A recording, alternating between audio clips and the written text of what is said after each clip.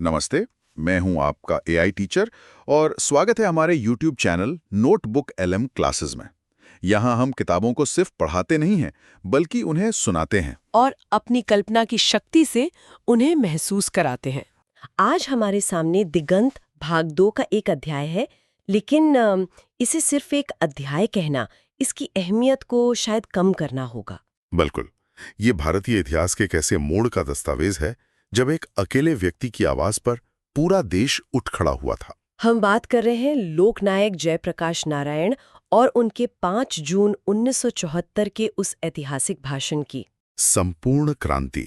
हमारे पास जो स्रोत हैं वो हमें जेपी के जीवन और इस भाषण के कुछ बहुत ही महत्वपूर्ण अंशों से रूबरू कराते हैं। जी, और आज हमारा मकसद सिर्फ इन तथ्यों को दोहराना नहीं है, बल्कि ये समझना है कि एक व्यक्ति कैसे एक विचार बन जाता है। जेपी की कहानी मार्क्सवाद से सर्वोदय तक कैसे पहुंची, और सबसे जरूरी सवाल, संपूर्ण क्रांति का जो सपना उन्होंने देखा था उसका आज के भारत के लिए क्या मतलब है। चलिए इसी की गहराइयों में उतरते हैं। तो चलिए इस कहानी को शुरू से शुरू करते हैं। बिल्कुल। जयप्रकाश नारायण का जन्म 11 अक्टूबर 1902 को सिताबदियारा गांव में हुआ। ये गांव भी अपने आप में अनोखा है।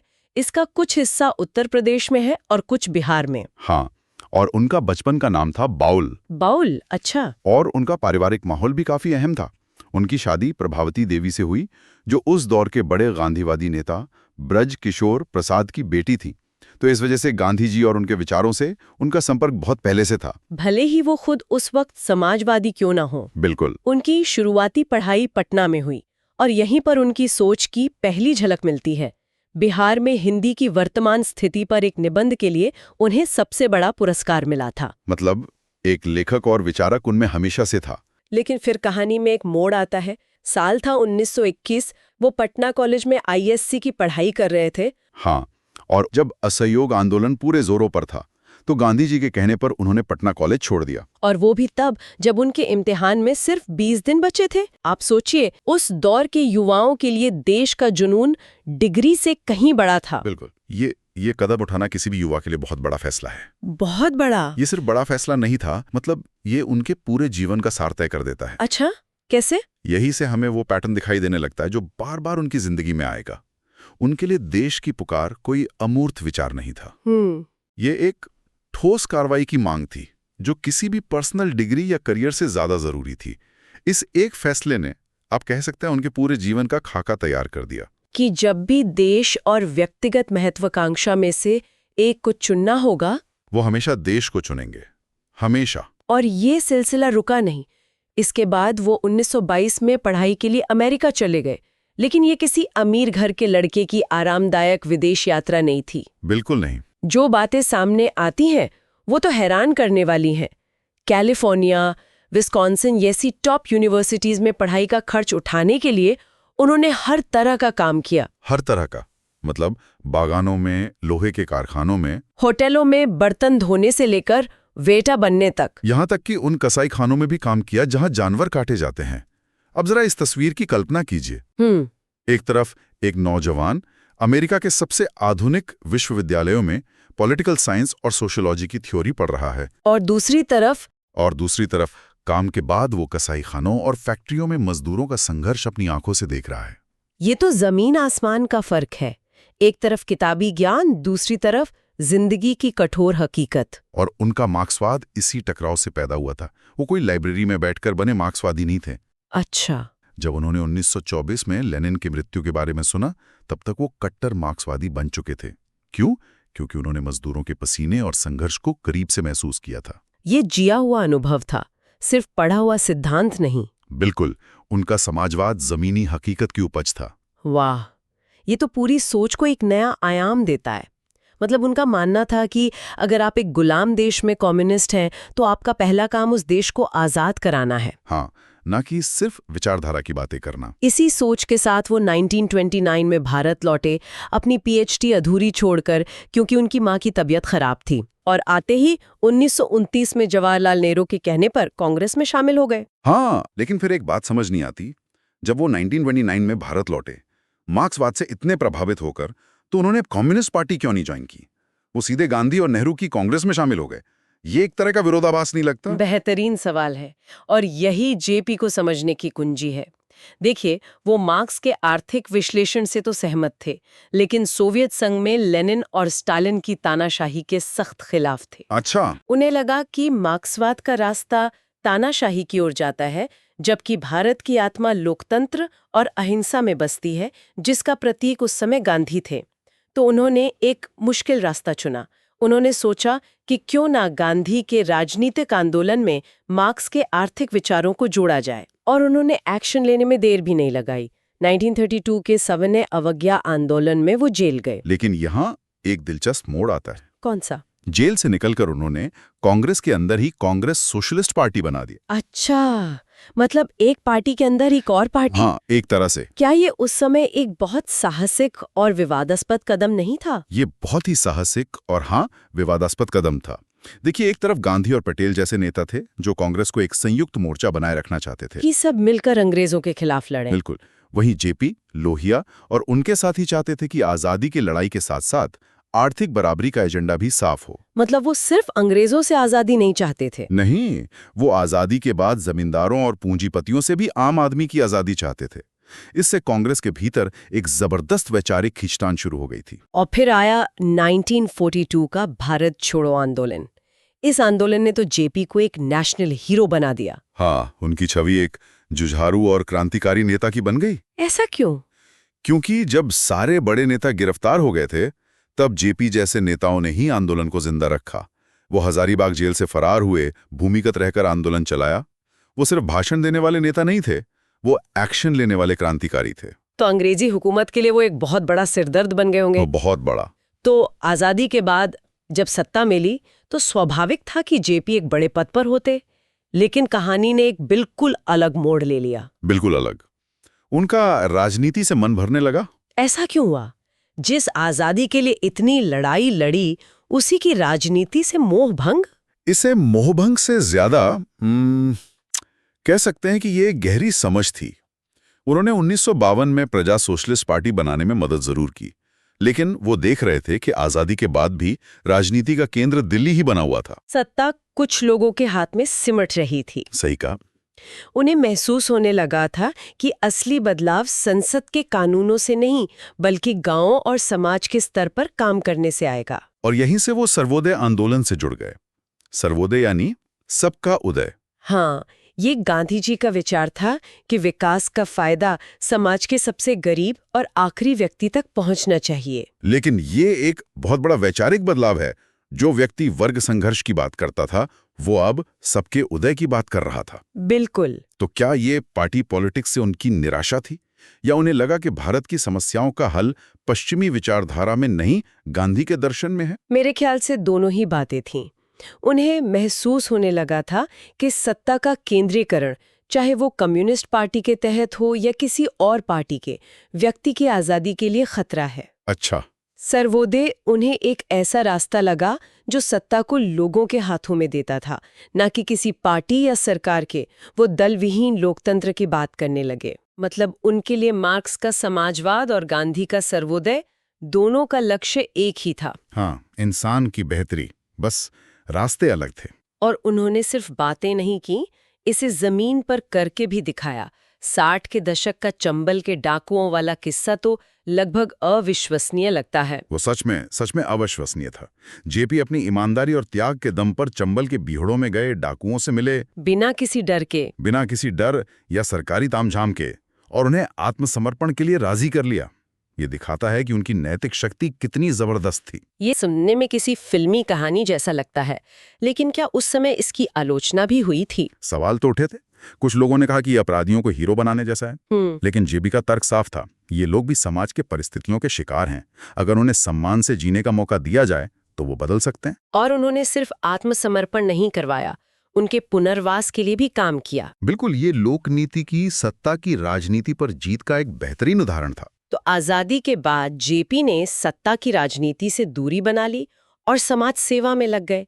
ऐसा लगता था कि उनका राजनीतिक अध्याय लगभग समाप्त हो गया है। हाँ, ऐसा ही लग रहा था। फिर ऐसा क्या हुआ कि 72 साल की उम्र में बीमार शरीर के साथ वो अचानक देश के सबसे बड़े राजनीतिक आंदोलन का चेहरा बन गए। ये उनके जीवन का सबसे नाटकीय अध्याय है। देखिए, 1970 के दशक की शुरुआत में देश में माहौल बहुत खराब था। भ्रष्टाचार, महंगाई, बेरोजगारी चरम पर थी। हाँ, चरम पर थी। सरकार की नीतियों के खिलाफ छात्रों में, युवाओं में बहुत गुस्सा था। पहले गुजरात में नवनिर्माण आंदोलन शुरू हुआ और फिर उसकी आग बिहार पहुंची। बिहार के छात्र भी सड़कों पर उतर आए और उन्होंने अपने आंदोलन का नेतृत्व करने के लिए जेपी को चुना, एक ऐसे व्यक्ति को जो 20 साल से राजनीति से दूर था। हाँ, क्योंकि छात्रों को एक ऐसे नेता की जरूरत थी जिसका दामन बेदाग हो, जिसकी ईमानदारी पर कोई सवाल न उठा सके और जो सत्ता का लालची न हो। और इन सारे पैमानों पर सिर्फ एक ही नाम खरा उतरता था, जयप्रकाश नारायण। शुरू में जेपी ने मना कर दिया। उन्होंने कहा कि मैं बूढ़ा हो चुका हूँ, बीमार हूँ। लेकिन जब छात्रों का दबाव बहुत बढ़ गया तो उन्होंने 2 शर्तें रखी। अच्छा, क्या शर्तें थी? पहली कि यह आंदोलन पूरी तरह अहिंसक होगा और दूसरी कि यह सिर्फ बिहार की सरकार बदलने तक सीमित नहीं रहेगा। इसका लक्ष्य पूरे देश की व्यवस्था में बदलाव लाना होगा। और यहीं से संपूर्ण क्रांति का नारा सामने आया। पटना का गांधी मैदान, हाँ। जून 1974 की एक उमस भरी शाम। लाखों लोगों की भीड़, मतलब इतनी भीड़ के मैदान छोटा पड़ गया था। लोग सड़कों पे थे, पेड़ों पे थे, जहां भी जगह मिली बस वहीं से सुन रहे थे। और उस सारे शोर के ऊपर एक अकेली लेकिन बहुत दृढ़ आवाज तैर रही थी, जयप्रकाश नारायण की। बिल्कुल। जेपी मंच पर आते हैं और कवि फणीश्वर नाथ रेणु के कविता सुनते हैं और वो कविता उन्हें तुरंत अपने दोस्त राष्ट्र कवि रामधारी सिंह दिनकर की याद दिला देती है, जिनका कुछ ही समय पहले निधन हुआ था। हाँ, और जेपी उस आखिरी मुलाकात का जिक्र करते हैं। और वो जिक्र बहुत पॉइंटेंट है, बहुत मार्मिक है। वो बताते हैं कि कैसे वेल्लोर में इलाज के लिए जाने से ठीक पहले मद्रास में दिनकर जी और गंगा बाबू से मिले थे। दिनकर जी ने छात्रों के इस आंदोलन पर बहुत खुशी जताई थी और कहा था कि जेपी ने देश के हित में यह बहुत बड़ा काम किया है। उन्होंने अपनी नई कविताएं भी सुनाई। माहौल बहुत अच्छा था, मतलब उम्मीदों से भरा हुआ। और फिर सब कुछ बदल गया। हाँ। उसी रात जेपी बताते हैं कि दिनकर जी इंडियन एक्सप्रेस के मालिक रामनाथ जी गोयनका के घर मेहमान थे जब उन्हें दिल का दौरा पड़ा और उन्हें 3 मिनट के अंदर विलिंगटन नर्सिंग होम ले जाया गया, जहां सब तैयार थे। लेकिन उन्हें बचाया नहीं जा सका। ये एक बहुत भारी शुरुआत थी। आप सोच सकते हैं कि उस माहौल में कितनी गंभीरता होगी। बिल्कुल। जेपी अपने 2 मित्रों दिनकर जी और रामवृक्ष बेनीपुरी जी को याद करते हुए कहते हैं कि अगर आज ये दोनों होते तो इनकी लेखनी इस आंदोलन में अंगारे भर देती। ये सिर्फ दोस्तों को याद करना नहीं था, ये उस बौद्धिक और भावनात्मक शक्ति को याद करना था जो आंदोलन को मिलती। इस तरह उन्होंने शुरुआत में ही आंदोलन को एक नैतिक और भावनात्मक ऊंचाई दे दी। इस भावुक शुरुआत के बाद जेपी सीधे आंदोलन के तेवर पर आते हैं और यहाँ वे एक बहुत दिलचस्प बात कहते हैं। अब मेरे मुंह से आप हुंकार नहीं सुनेंगे, लेकिन जो कुछ विचार मैं आपसे कहूंगा वे विचार हुंकारों से भरे होंगे। हाँ। इसका क्या मतलब समझें? क्या वो कह रहे थे कि अब चीखने चिल्लाने का नहीं बल्कि सोचने और रणनीति बनाने का वक्त है? ठीक यही मतलब है। वो भीड़ को बता रहे थे कि यह सिर्फ जोश का आंदोलन नहीं है, यह होश का आंदोलन होगा। क्रांति नारों से नहीं, विचारों से आएगी। अच्छा। उन्होंने साफ कर दिया कि ये रास्ता आसान नहीं है, इसके लिए बलिदान देना होगा, कष्ट सहना होगा, लाठियां और गोलियां खानी पड़ेंगी और जेलें भरनी होंगी।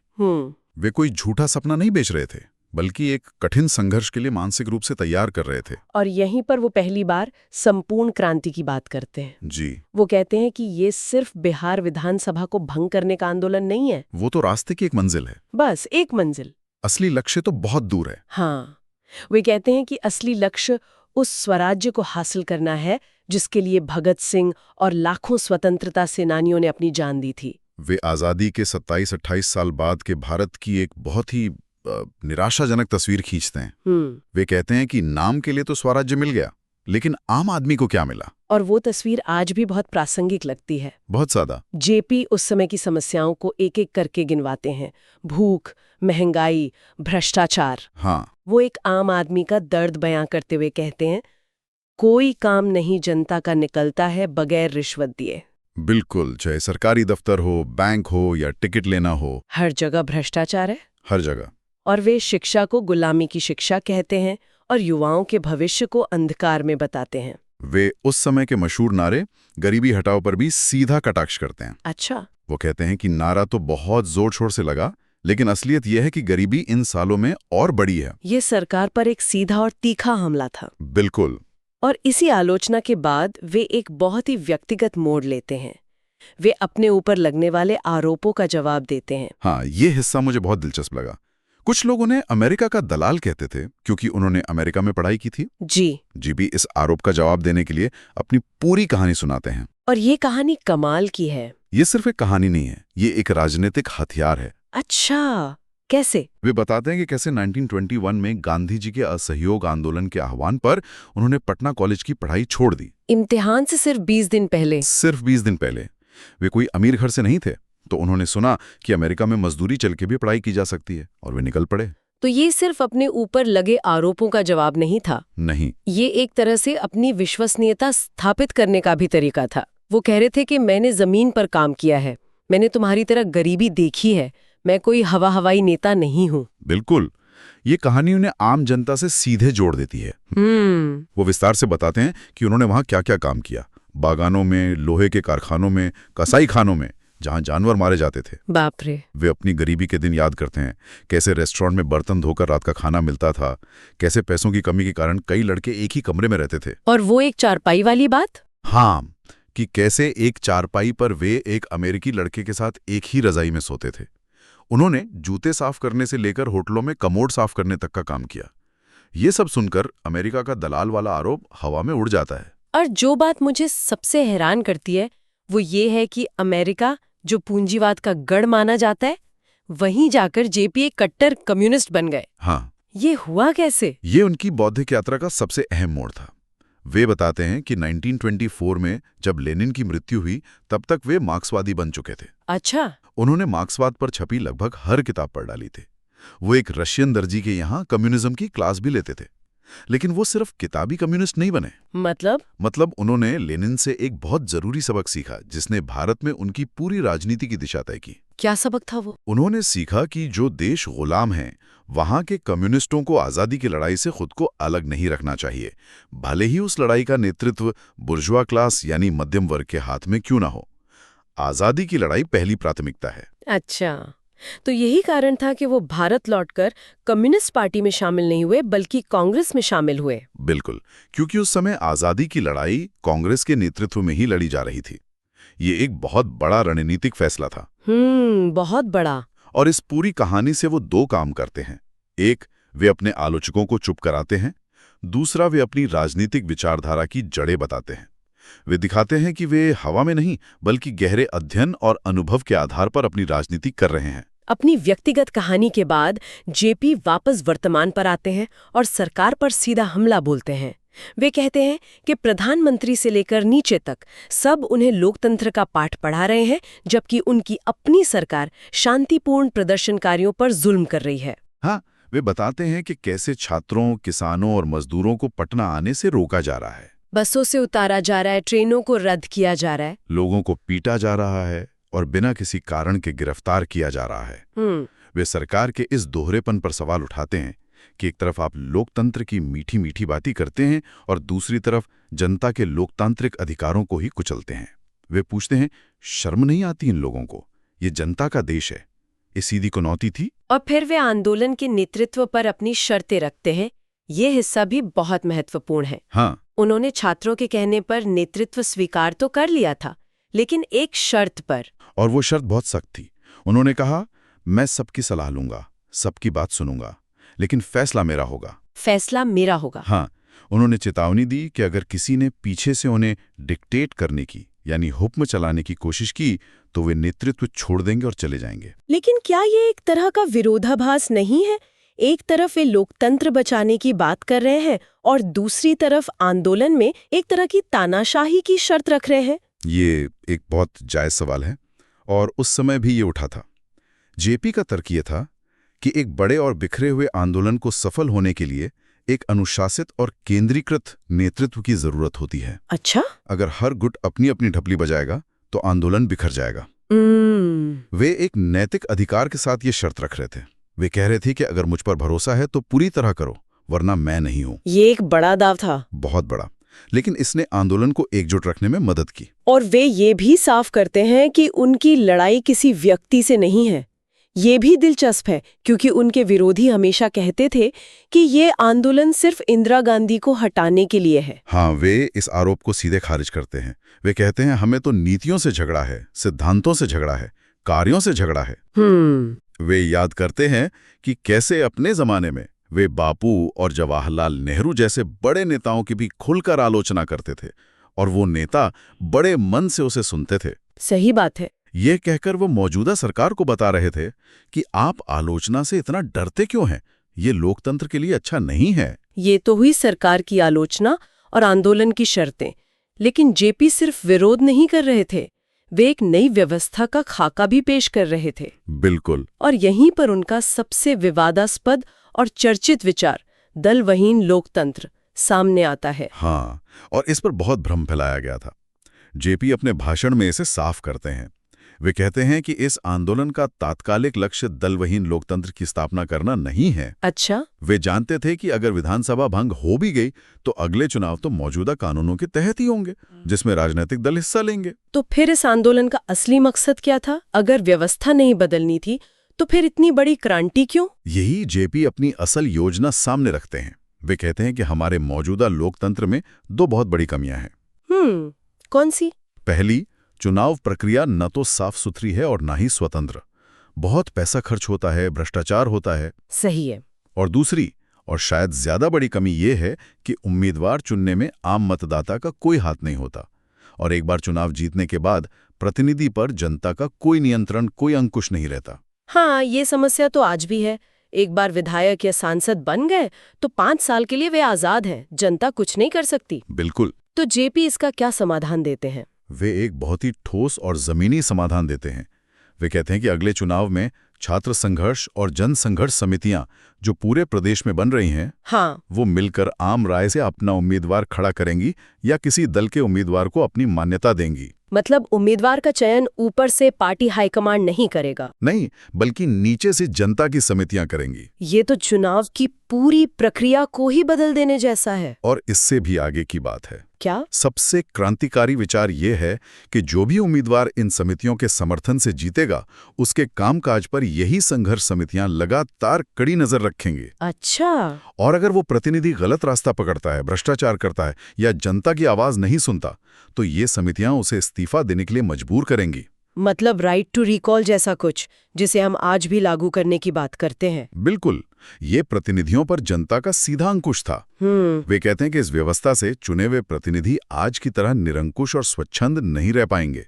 उन्हें पता होगा कि जनता उन्हें देख रही है और वे कभी भी वापस बुलाए जा सकते हैं। ये लोकतंत्र को कागज से उतारकर जमीन पर लाने की कोशिश थी। हाँ। पर आलोचक ये भी कह सकते हैं कि ये समितियां खुद एक समानांतर सत्ता का केंद्र बन सकती हैं। जरूर। या अगर उनमें आपसी फूट पड़ जाए तो वे प्रतिनिधि को ब्लैकमेल करने का जरिया भी बन सकती हैं। जरूर, और ये एक जायज चिंता है। जेपी के मॉडल की सफलता इस बात पर निर्भर करती थी कि ये समितियां कितनी लोकतांत्रिक, निष्पक्ष और एकजुट रहती हैं। लेकिन जेपी का मानना था कि ये जोखिम लेना जरूरी है क्योंकि मौजूदा व्यवस्था पूरी तरह से सड़ चुकी है।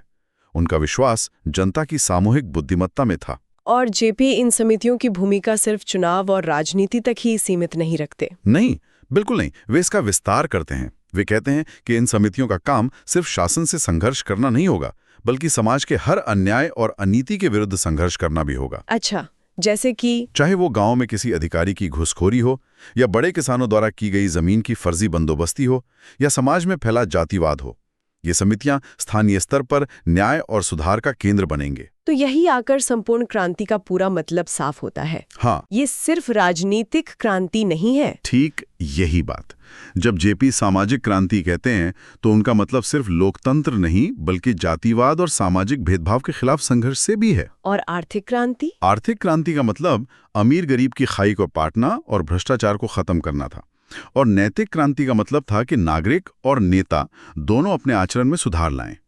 वे अंत में कहते हैं कि ये निर्दलीय संघर्ष समितियां स्थायी रूप से काम करेंगी और सिर्फ लोकतंत्र के लिए ही नहीं, बल्कि इसी सामाजिक, आर्थिक और नैतिक क्रांति यानी संपूर्ण क्रांति को लाने का सबसे महत्वपूर्ण जरिया बनेंगी। तो आज की इस गहरी पड़ताल से जेपी की संपूर्ण क्रांति की सोच का एक बिल्कुल नया और साफ नक्शा उभरता है। ये सिर्फ सरकार बदलने या इंदिरा गांधी को हटाने का नारा नहीं था, ये व्यवस्था में एक बुनियादी बदलाव लाने का आह्वान था, जिसमें सत्ता ऊपर से नीचे नहीं बल्कि नीचे से ऊपर की ओर चले और सीधे जनता के प्रति जवाबदेह हो। सही बात है। आज हमने देखा कि संपूर्ण क्रांति का विचार कितना गहरा और व्यापक था। यह सिर्फ व्यवस्था बदलने का नारा नहीं था, बल्कि व्यक्ति को बदलने का भी आह्वान था। इस चर्चा को समाप्त करने से पहले एक विचार छोड़कर जाना चाहूंगा। जी। राष्ट्रकवि दिनकर ने जेपी के लिए लिखा था, है जयप्रकाश वह नाम जिसे इतिहास समादर देता है, बढ़कर जिसके पद चिन्हों को उर पर अंकित कर लेता है। बहुत खूब।